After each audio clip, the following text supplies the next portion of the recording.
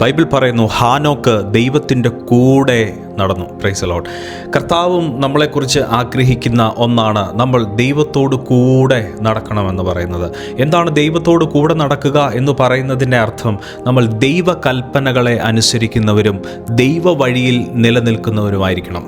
ദൈവത്തോട് കൂടെ നടന്ന ഹാനോക്ക് മരണം കാണാതെ എടുക്കപ്പെട്ട വ്യക്തിയാണ്. Praise the Lord. നമ്മൾ പലപ്പോഴും ദൈവസാന്നിധ്യത്തിൽ നിന്നും വിട്ടുപോകുവാൻ സാധ്യതയുണ്ട്. പലപ്പോഴും പല സാഹചര്യങ്ങളിലൂടെ നമ്മൾ കടന്നു പോകുമ്പോൾ പലപ്പോഴും നമ്മൾക്ക് ബൈബിൾ വായിക്കുവാനോ പ്രാർത്ഥിക്കുവാനോ ഉപവസിക്കുവാനോ ഒന്നും കഴിയാതെ കുറേ മാസങ്ങൾ, കുറേ നാളുകൾ നമ്മൾ ദൈവത്തിങ്കിൽ നിന്നും അകലുന്ന ഒരു സാഹചര്യം ഉണ്ടാകാറുണ്ട്.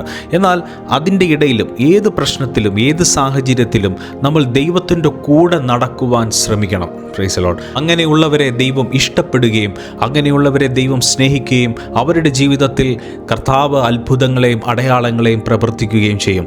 ഹാനോക്ക് ദൈവത്തിൻ്റെ കൂടെ നടന്നതുപോലെ ഏത് സാഹചര്യത്തിലും നമുക്ക് കർത്താവിൻ്റെ കൂടെ നടക്കാം.